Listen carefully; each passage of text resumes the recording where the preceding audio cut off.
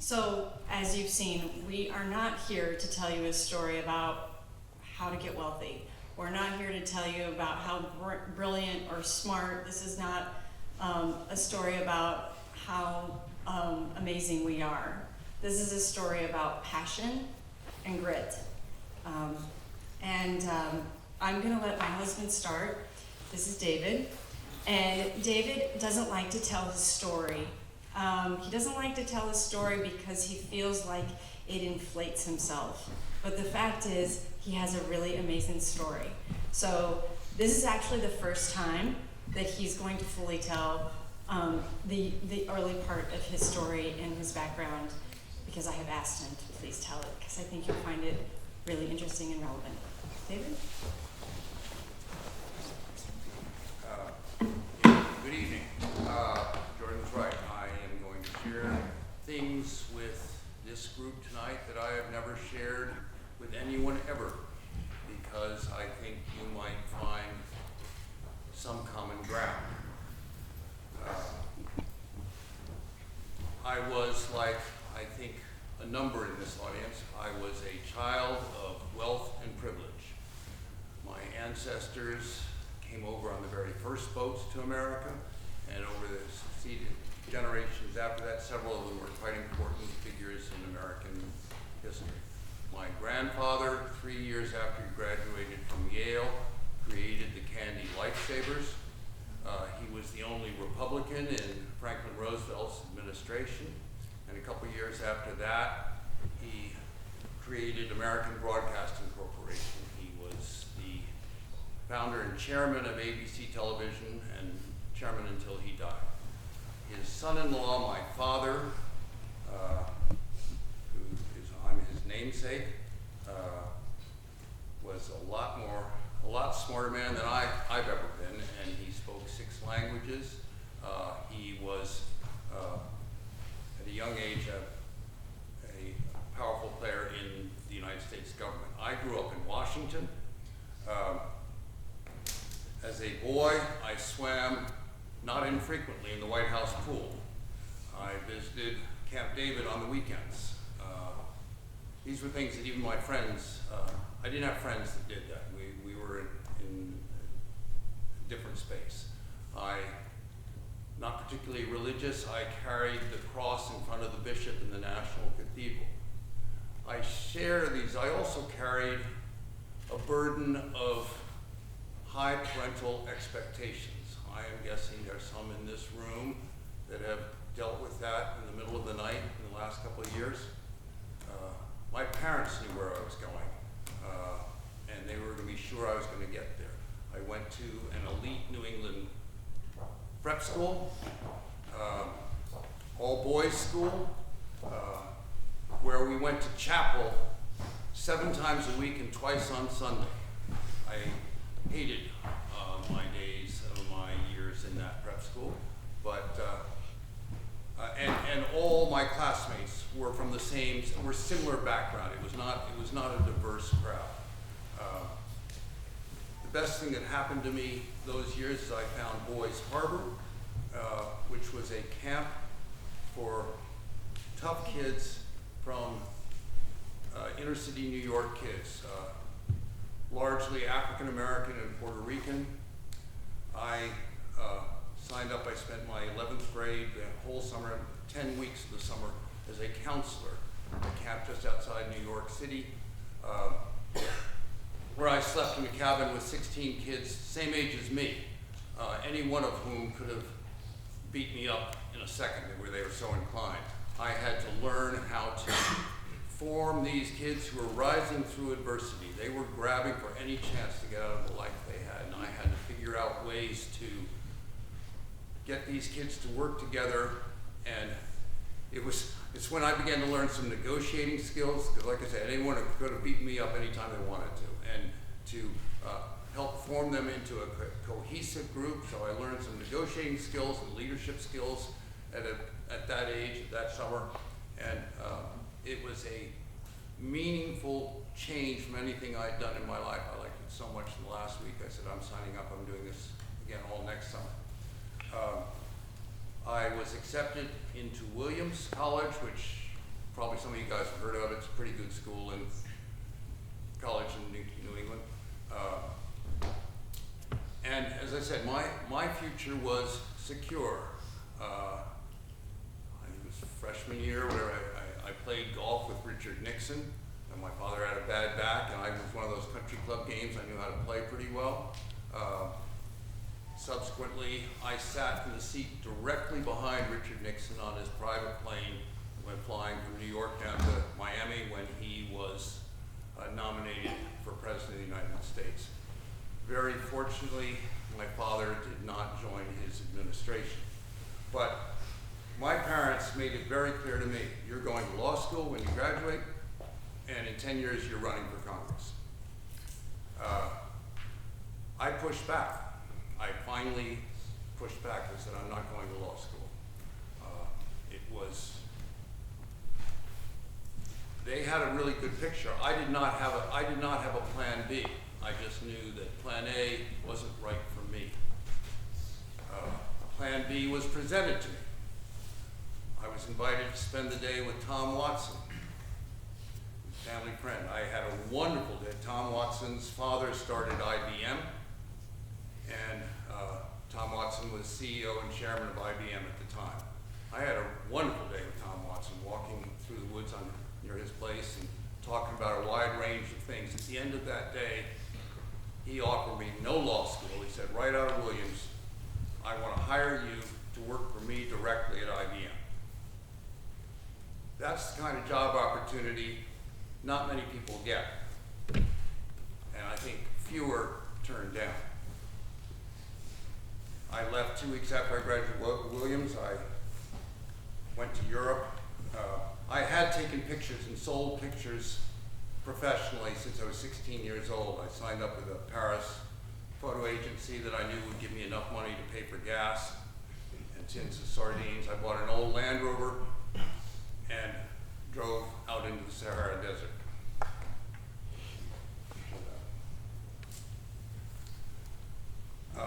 These are people, the first time I'd slowed down in years was at an oasis in the middle of the Sahara. You know, you can drop the entire United States into the Sahara Desert. It's big. And I was out there alone with the compass. There were not road maps. And I think the first time in my life I really slowed down was with these people. I settled into that oasis. I was the only non-Arab there. French was our language that we shared. I was the only non-Arab there. I had the only vehicle. You can see in that picture, I think they carried their whole life on those camels. And I witnessed a wedding where there were maybe 300 Tuaregs on camels doing an intricate dance on their camels with their swords in the air. This is ancient history, ladies and gentlemen.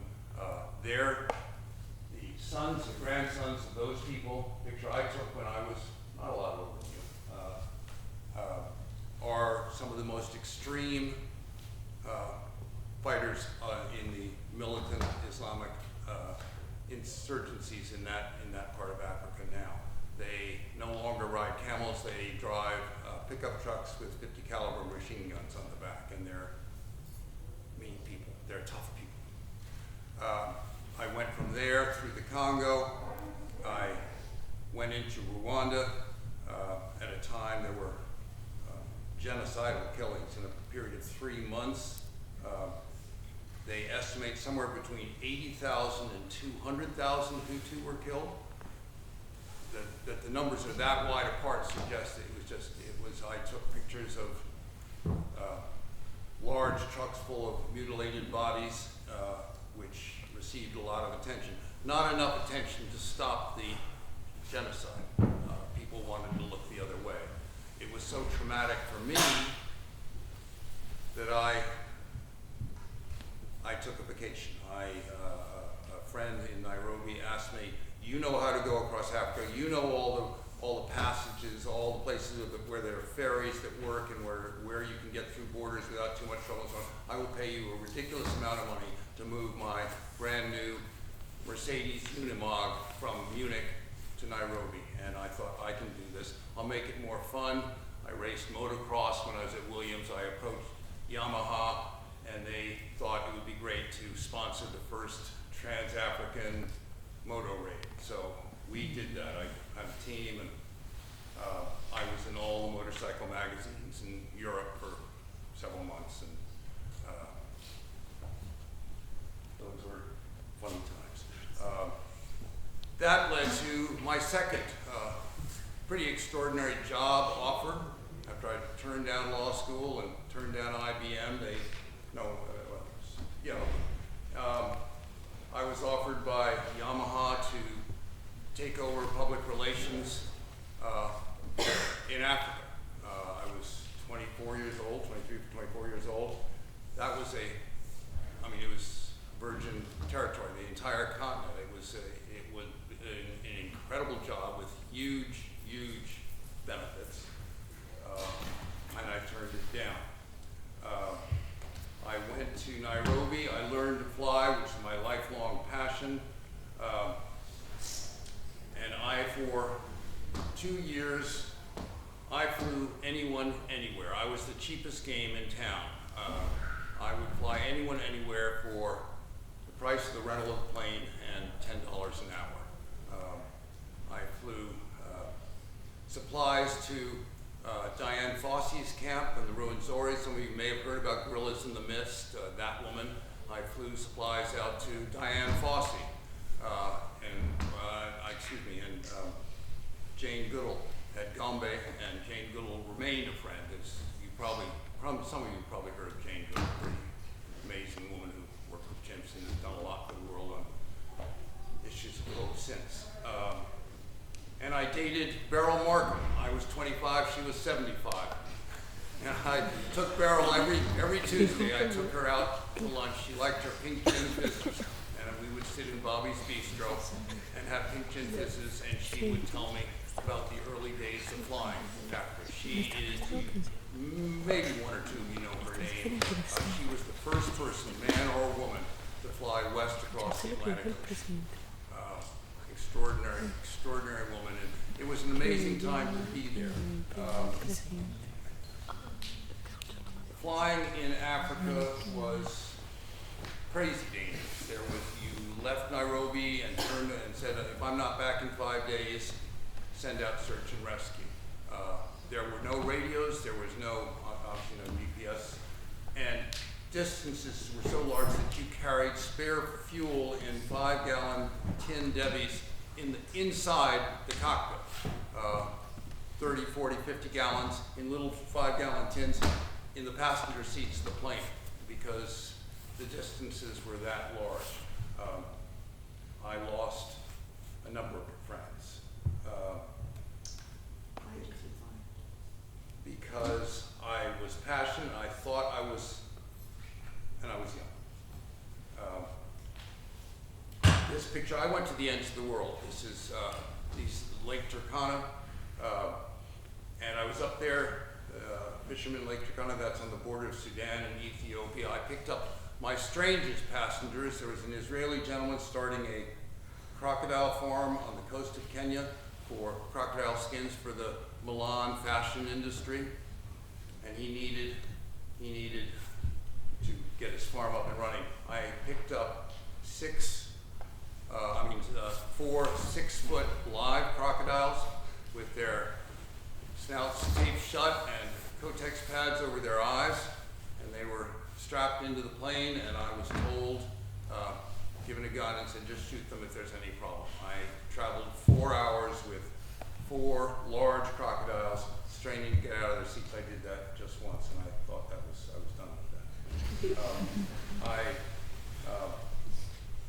kept up. I was still filing some stories, and I knew there was, I believe, a very big story happening in Angola. I went to Angola, and I spent 3 months in Angola that really were a life-changing thing. I was done in 6 weeks. I burned up most of my film, and there was a plane coming out after the fall of Lombo, which was a particularly bloody battle. The plane was shot down, and there was suddenly no way out of Angola. No one knew I was there. No one cared. I was 7, 8 years older than you guys, and I thought, it's get myself out of here. This is grit and determination in a real way. We walked with that group of guerrillas there 1,000 kilometers to the Zambian border. It took almost 6 weeks. It was not a walk. Oh, that's it. It was, the army was very diverse.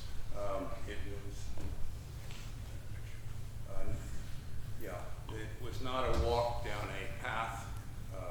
It was like this. Horrible places where you get to the other side, borrow someone's cigarette and burn leeches off you and go on. When I reached the Zambian border, 1 week later, I was in Stockholm, Sweden, where my father was the United States ambassador. He was furious with me and didn't want to talk to me. He put me in a room with his political officer, which is a euphemism for CIA, and he certainly wanted to hear what I had to say. At the end of it, he said, "We've got an offer for you.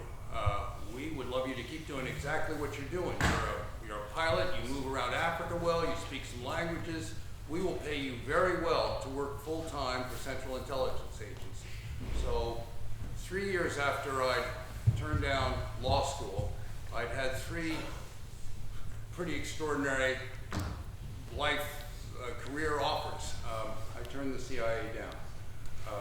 A week later, in New York, I was on my stories were on the front page of the Washington Post for 2 days.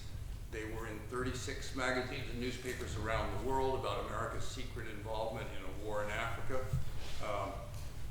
The Secretary Kissinger, my father's direct boss, called me a liar. Senator Ted Kennedy slammed my pictures down on his desk in the US Senate and said, "These pictures don't tell lies." The war, America's involvement in the war in Angola kind of petered out over the next couple of months. I had an offer by Woodward and Bernstein's agent to write the book. I knew I didn't have the ability, I didn't have the context, I wasn't going to get the background story. I went to Hollywood.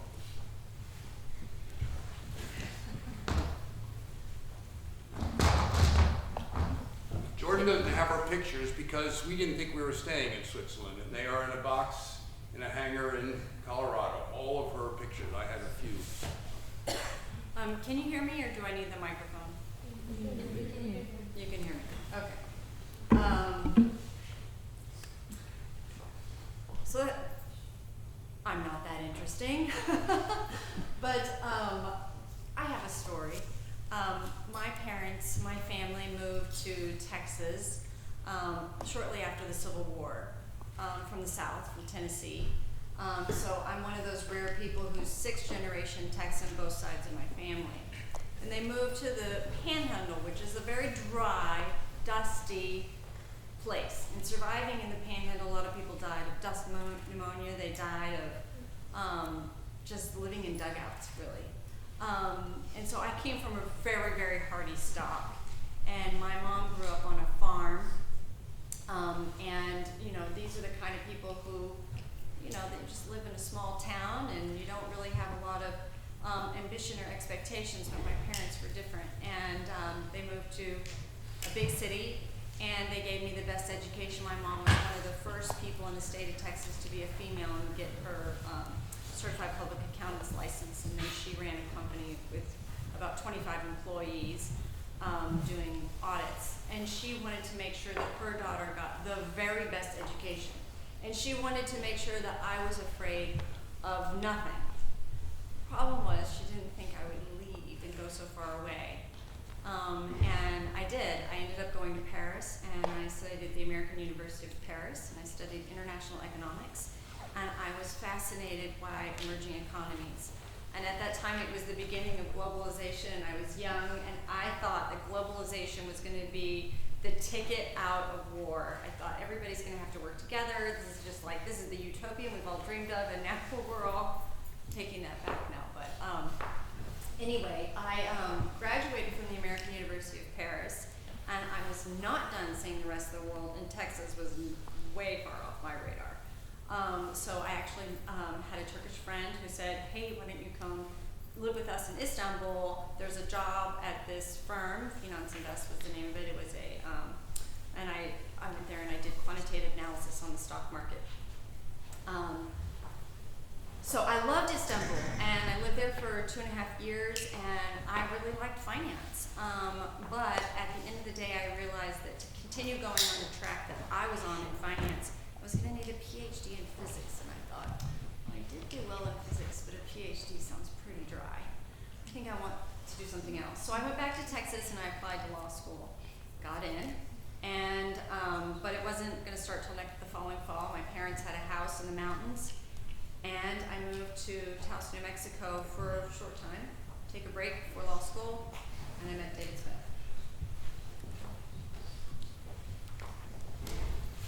So, Hollywood briefly. That is Hollywood. I was for too long, guys, I was a freelance screenwriter. For 2 decades, I was a freelance screenwriter. I did well enough. My stories were different. They interested big producers. I wrote for all 5 major studios, and I picked subjects that interested me. In that picture, I'm deep in the Venezuelan jungle with some of the most remote people in that hemisphere. That's a Yanomami medicine man. It happens the headdress he's wearing has the feathers of 8 major endangered birds. But the business, I wanted to write stories that changed the world. And the traffic in endangered species is a really gross, ugly business, multi-billion-dollar business. And it goes from the jungles of Africa and South America to Hong Kong and Paris, and ends up, so I thought this is going to be a big Hollywood movie that's going to change the world. And I wrote a number of stories like that. I was paid very well for a high level of frustration, but the reality, I came to realize the producers were right, the studio was right. My stories were great, they were filled with action and adventure. I always got another job to write another one, but the truth is my stories were all pretty political. And you don't spend the kind of money to make that kind of film. You can have shoot 'em ups and you can have a car crash and the rest of it, but if there's a message that's kind of strong, which all of mine had, it's not gonna do great in the box office. So I was paid well for 14 screenplays, not one of them was made. It was a high level of frustration. To fill my soul, at the same time I was able to buy a plane. I bought a Cessna, I modified it pretty extensively for extreme short field work, and I realized 20 hours from where I lived, I could be doing something useful with my life. And I went down, I started doing flying in Central America. That picture there is taken right after Hurricane Mitch, which was the deadliest hurricane in history at that point in Latin America. 12,000 people killed, over 2 meters of water in 1 week. I was the very first general aviation plane in the country, and for 3 weeks I flew all day, every day, flying medical supplies and doctors into remote villages, trying to find somewhere to land. And here I landed diagonally on a soccer field. I love doing this, and I was doing it at this point maybe 4 months a year and writing screenplays to pay for it the other time. Jordan and I met around this time, and so the first time that David and I met, our first date, we went on a flight. And I grew up with my mother actually had a pilot's license, and my grandfather had a plane, and we grew up flying back and forth from the Panhandle to San Antonio.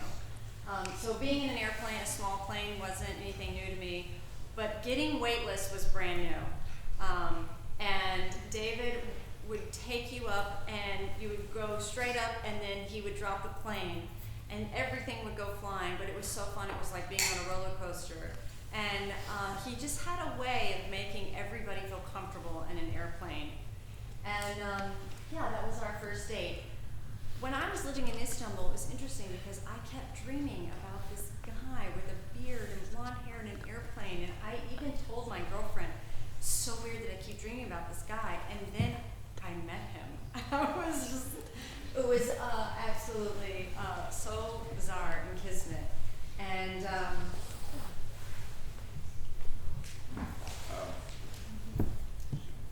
I had this idea, I think it's the next picture, Willie. The flying was going on, and that's in Washington, in Guatemala, that's in El Salvador. But what I was realizing is I was carrying 5 people up. Usually I took the cacique, the head of the village.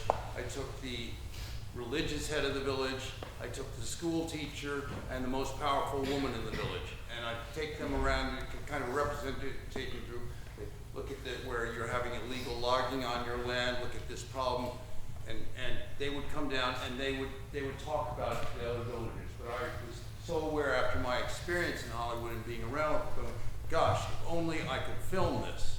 And these people on the ground could see this. This was the beginning, and Jordan was the one that encouraged me and kept encouraging me, yes, you can do this. And I began to realize I could, maybe there would be a way to marry flight and film, and maybe I could actually earn a living doing this.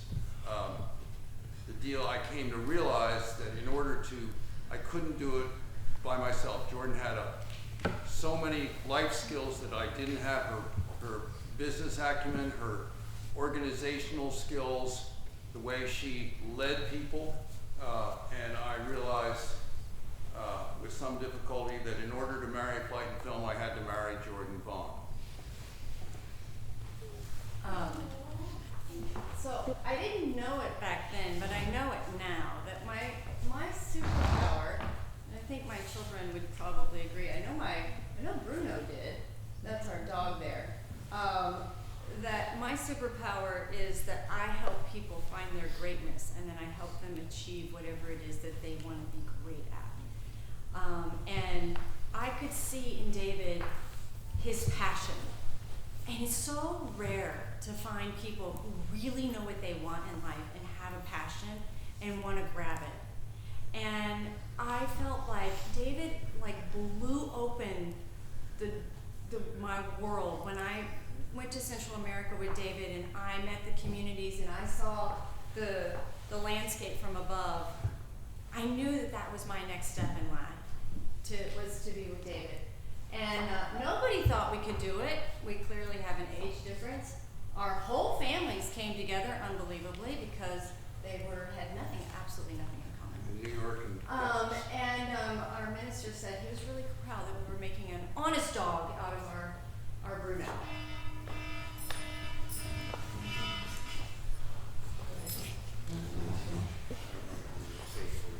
Yeah.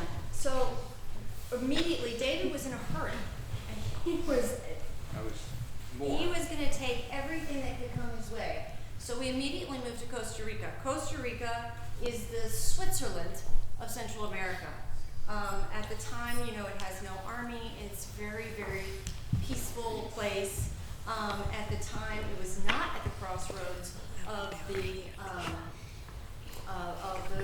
the drug crisis in Central America, but also it was where conservation was happening. The term biodiversity was coined in Costa Rica. This is just off of our property, in the OSA, which is down in the Southern Pacific. And biodiversity, the concept of biodiversity and the importance of biodiversity really grew out of this place. So, and it was the headquarters for all the bingos, the big international non-governmental organizations that we aspire to work with. So we married Flight and Film. And it was so hard. It was such a good idea over the dinner table. But when it came to rubber meeting the road, just making flight plans from one country to another, everything seemed like a roadblock. And yet, we just kept going. We had to set up multiple government levels to ensure that we were safe, the insurance in multiple countries, the legality of it all, but we were determined to do this marriage of flight and film. And I did not realize, I thought flying in Africa was dangerous. My daughters say, Vass, what was dangerous? dangerous about flying. They both grew up in small planes. I made a point of having a picture of each of them with their hand on the controls before they were 30 days old. So what could possibly be dangerous? As I started doing it regularly there, it changed my perspective. I'll give you 3 examples because Jordan said paint the pictures. Flying Masaya volcano, the largest active volcano in Nicaragua in Central America, and I had 5 scientists in the plane with me, and we were flying around the edge of the caldera when we were hit by a king vulture with a wingspan of 2 meters, and that came right in the windscreen in front of my face, and it immediately changed the flight dynamics of the plane, and we were diving into the volcano, and I had 5 people shrieking. They knew they were going to die, and getting that plane back on the ground was difficult. We had a thing in Panama where I had 4 film people in the plane on a little dirt strip about 5-6 miles from the Colombian border, and I just turned the engine on. Normally you wait about 5 minutes, let the engine warm up, and coming out of the other end of the strip were 5 men on horseback, each with an AK-47 over his shoulder, and I figured out immediately they were FARC guerrillas. I was surprised to see them as they were to see me, and it took me about 2 seconds. They firewall the engine, and we're leaving. I thought if they thought about it, that's a good-looking mule. Lose the pilot. That plane is a good-looking mule.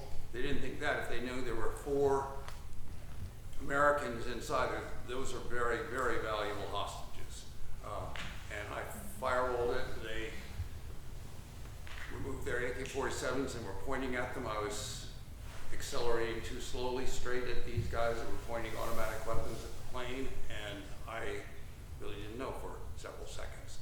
We passed over their head about 15 feet. I think because they were in Panama and some 5-10 miles from safe territory, they didn't shoot.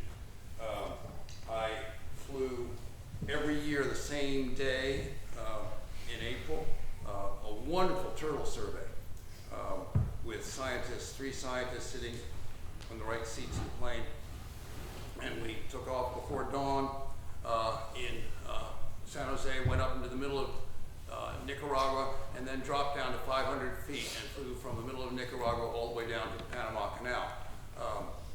We flew the whole way at 500 feet because at that altitude you have to be that low to tell the difference in the crawls on the beach, on the low tide of the beach, whether it's a hawksbill or a green or a loggerhead turtle, which mattered for what they were doing and tabbing how many there are and so on. No one else flies at that altitude. We're in and out of range squalls and the rest of it, and we quite literally, the only ones flying are drug runners headed north, and they were flying without lights, and I passed literally within feet of a plane that was all of a sudden filled my screen. It had no lights on. I couldn't have seen it, and we just went like that. Things that you can do all the work in the world to be safe and prepare, and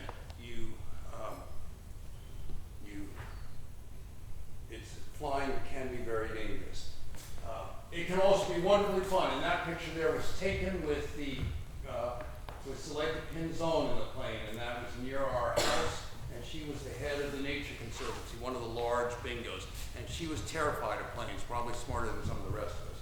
And she didn't want to go in one, and she heard I was pretty good, and she got in, and because she couldn't see the land they were spending millions of dollars on, and this is the OSA, they were spending millions of dollars to protect it, but there are no roads or anything, so she wanted to see it. And half an hour after we took off from the one strip in the OSA, I had her, there's a 12-mile beach on the north end of this piece of land, and with no access to it, no one on it, and I had her down, we were down, I slowed it way down about 120 kilometers, and I had her open her window, and the window was open, and we were surfing. We were down 7-8 feet above the waves, and we just surfed the waves into the beach and then come back out, surf another wave, and she was laughing and loved it. And after that, story to too many. Everyone wanted to go surfing after that. Flying was a wonderful adventure.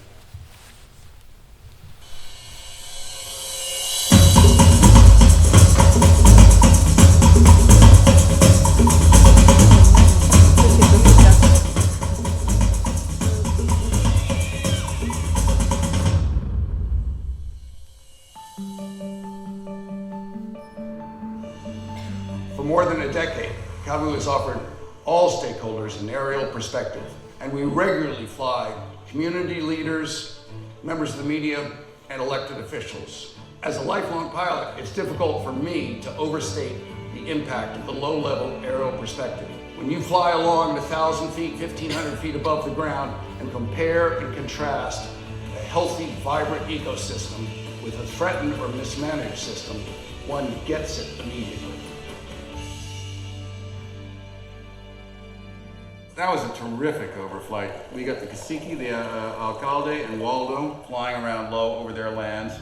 The windows open, looking out. It was clearly a real emotional experience for them. And we went along the borderline of the Camargue, and they saw where there were some invasions.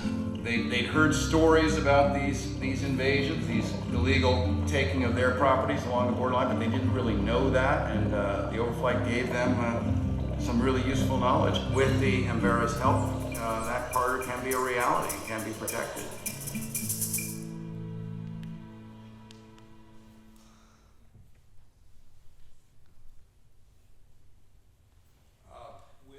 We were becoming very useful to the bingos and to the governments there, and they were funding our projects, and we were able to buy a larger plane and modify it for better film work and to take a couple more people. And we were doing low-level, high-resolution aerial mapping. Again, this is a time then there was no GPS, GIS. There was nothing really. As soon as you were south of the Mexican border, it was all flying with the compass. And so we were creating mapping for the governments. We had a red hen system mounted on that camera. It would take one picture every 4 seconds, and it had a resolution. This picture was taken that this was 1,100 meters flying. At 500 meters, you could read license plates. There really was nothing had been done like this in this part of the world at all. I mean, we were creating something that was useful, as I said, for the big nonprofits and for the governments. We made a map of the Belize Barrier Reef in, I think that was 2012. 2010. A lengthy flying project. I mean, you have to fly very, very specific transects at specific altitudes, and this camera's working like that. But that had never been done before, and the Belize government still uses it. It was very useful in terms of looking at the coral reefs and the system, the whole thing. And so that was some of the mapping we were doing. So this is the flight portion. We're still trying to figure out how to marry flight and film. Obviously, this is photography. Photography lacks emotion. It doesn't tell you. I mean, certainly the previous picture can show you something about, there's a house in this area or whatever. But it's not really telling you a full story. And so at this time, as David said, when you got south of the United States, there was no GPS. There were no Google Maps. There was nothing. You couldn't, find anything. You weren't going to pull up anything and drive anywhere. Nobody knew what it looked like. And it was just 20 years ago. In terms of communications, we were like the Stone Age. That's really also where we were with cinema. And so figuring out how we were going to marry flight and film was how we were going to pull the voices together. There were a lot of documentary filmmakers that would come down into the jungles, and they would come in with their microphones, and they said, "Let me tell you, I just met this person over here, and this is the cacique, and can you please just tell us what's going on in your community?" And then they take the story, and they go back to the United States or Europe, and then they sell it to someone, and then they show it in a hall like this. But what we were trying to do with the big international NGOs, the bingos, this was the World Wildlife Fund, Conservation International, the Nature Conservancy, we were helping support their big initiatives to save large tracts of land and biodiversity and culture. They said early on, Yeah. we work at the treetop level. You guys at Kavu are tilling the soil. Yeah, we were down at the grassroots, and so David and I decided very early on that we were only going to film the people and their voices and elevate the voices of the voiceless, and see if we could bring those voices people to the treetops, to the government levels, the people who had the power to make the protection, but also to involve them in understanding what was in their backyard. Can you spot the gringos in that picture? So this is in the Darien. This is just some of the ways that we worked. A lot of times we tried to turn around films within 7 days. So we would take our film crew with our editor with us. It was a And crew of 5. It was all that could fit in the plane. It was a shooter, an editor, sound, photographer, and that was 3 people, and that gear could just fit in the plane and go to some of these places, because in the Darien there were no roads. There were about 12 really rough little dirt strips in the middle of the jungle, but that was it. So as Jordan said, the idea was to try and cut these films at night with a generator and then show them up on bed sheets, kind of like this, Kind of like this. to a community, buy coats, bring them out. But why would anybody trust us? I mean, who are we, these crazy people who come with all these equipment? Why should anybody trust us? They trusted us because over time we had such a good track record of doing things with such high integrity and really valuing all the people's voices in the community and trying very hard not to put our own message on it. You know, we never knew what people were going to say, but we knew what questions to ask. So, for example, working here in the Darien, we were working, it's the same overflight video that we showed of the people, you know, who didn't know that there was illegal deforestation happening on their lands because they couldn't get up in the plane and see it, but also they were working with World Wildlife Fund to do sustainable forestry and management and understanding what it was, and so they were sharing that through the video, and we brought that video and that information to the national level. Things that were just down there were suddenly in the national newspaper, and they had a voice in the Panamanian legislature. So we did projects like this for years, and you know, we knew a lot of people who worked in conservation, and they would make a film, they'd make their 30, 45-minute film, and they would work on that film for 10 years. But we were busy, we were in a hurry, and we had so much to do. This was one of our, this is what, just, you know, what it would look like when we showed a Kavu film, and then we're just gonna show you a short, how people reacted to a Kavu film. This film was about, was made in Uvita, and it was called Nuestras Aguas, Nuestra Vida, and it was about how they were losing their potable water to development. Oh wait, we can play.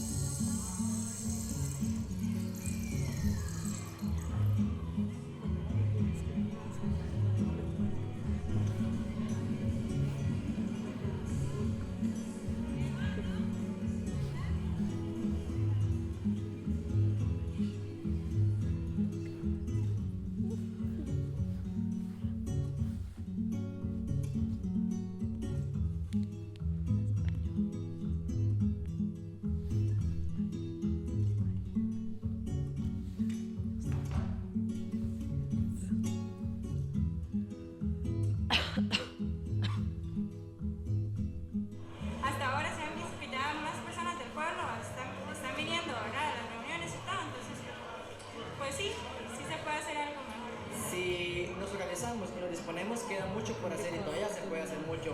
Pienso que estamos a las puertas del bien o del mal, depende de nosotros y de la forma en que lo enfrentemos. Yo considero que la estrategia a seguir es comenzar a accionar nuestro derecho a un ambiente sano. Se vio una película, ¿verdad? Tratar de nosotros mismos proteger Costa Rica y cuidar de que no lo sigan destruyendo como lo están haciendo. Pensando mejor las cosas, tal vez se pueda hacer algo. Yo pienso que sí. Then we distributed 5,000 copies thanks to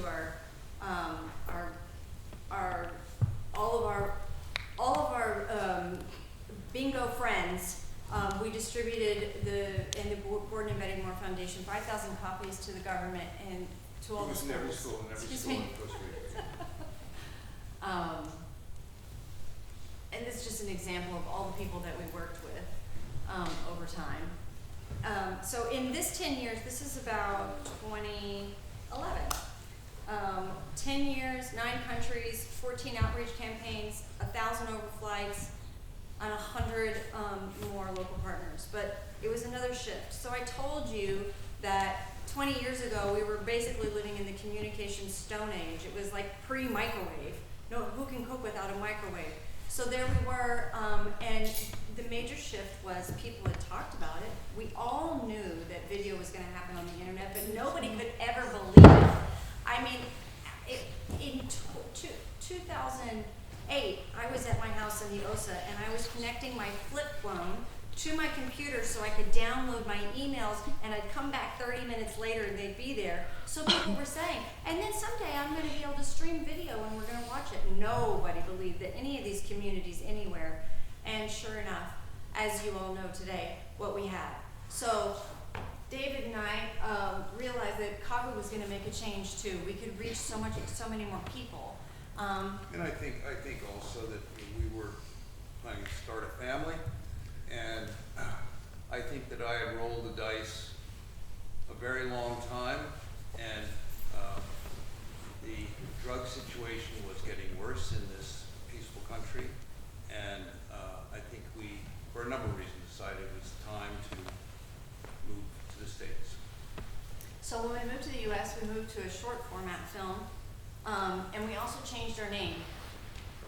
We were Calm Air Visibility Unlimited, which was an aeronautical term, and we became Climate Advocates Voces Unidas. So we married another marriage of English and Spanish to talk about the inclusivity, but also to focus on climate.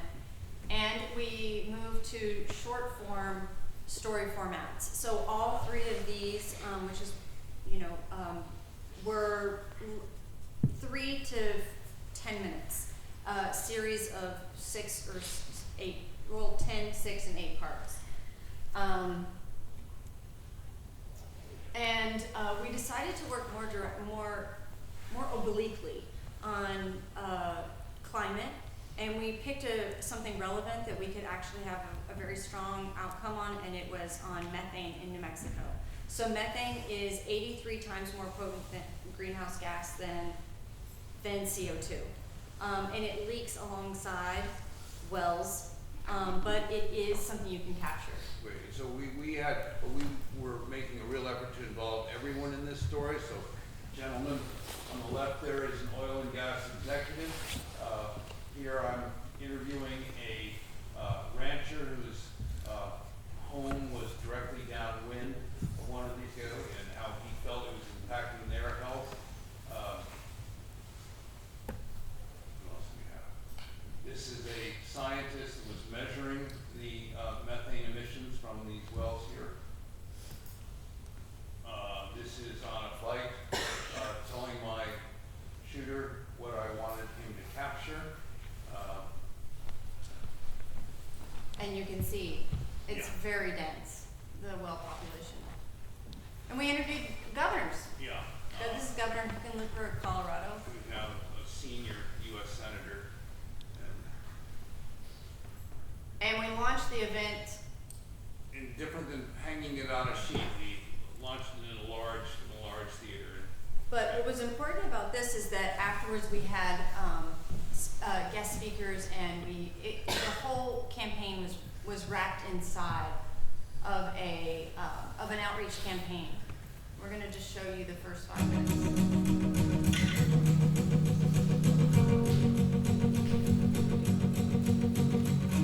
I love New Mexico. You just look and there's beauty. I was born here in the Four Corners area. It's a great place. Chaco Canyon and the Badlands, the Bosque and the Sandias. There's always something to see and learn. I actually grew up in this area that we're sitting at right now. My role, I feel like, is just to be a voice for this land that, is just being torn apart.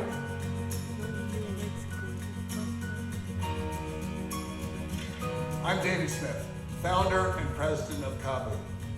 Recently, I have been traveling widely around New Mexico, speaking with a broad cross-section of the citizens of this great state, whose lives have been changed by the effects of the oil and gas industry. They always leak. These well sites always leak. If you go to any one of these sites, they're all leaking. Every time we've come over a 4-year period, it has been leaking. As that methane comes out, prevailing winds take it down the canyon, right to our ranch house. The other toxic chemicals come with it. Those are the things that we have to live with. This is land that's on our ranch. NASA discovered a hotspot of methane. A methane hotspot the size of Delaware hovering above the Four Corners region. It was the highest concentration of methane they found anywhere in the US. Escaping along with that methane are pollutants that can cause cancer, that can cause the formation of smog. You can smell whatever that fume is, and sometimes it gets really bad. It's really affecting a lot of children. How do you tell a little kid that they need to learn at the age of 8 what fracking is because it's going to affect the water? There are disposal ponds and also land farms, mountains of contaminated soil that's so contaminated on the well sites it can't stay there, so they haul it over and dump it in the neighborhood. These are the things that people need to know that aren't from here.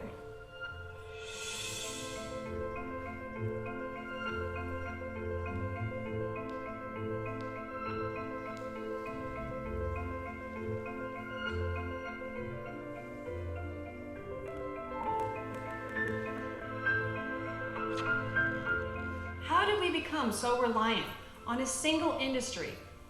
Why is it difficult to get this industry to clean up what it has already polluted? We are unearthing the real story of oil and gas in New Mexico. Right now, by default, we are prioritizing extractive industries and other special interests above our schools. That is what is reflected in our tax code. There are absolutely tools in the toolbox. It's just a question of finding the political will to use them. The oil and gas industry has got to be a part of the solution. They have a huge role to play, a constructive role to play. So far, the industry's record on reducing methane waste has been poor to non-existent. There is going to be a need for this technology in the United States and all around the world. There's a chance to put a lot of people to work to actually develop a methane mitigation industry here in the United States. All the equipment you're looking at behind me, and in fact, all throughout the San Juan Basin, was built, transported, installed by the can-do communities of Farmington, Aztec, and Bloomfield for 60 years. That talent all lies right in the Four Corners. That could be built, be a new industry, protect our future going forward, and give great jobs to the industry that built this field in the first place. Methane rules are job intensive. They are royalty producing, health improving, and good for the climate.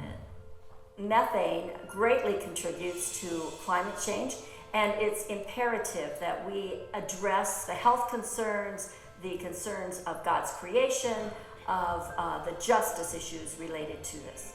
This isn't us against the government. This isn't us against corporations. This is all of us working together to figure out how we can meet all of our varying needs, economic needs, health needs, community needs, and the needs of our kids in the future. This is home. We are not going to flee from our homeland. If we don't say anything now, imagine what this place is going to look like in 5 years. We are all in this together.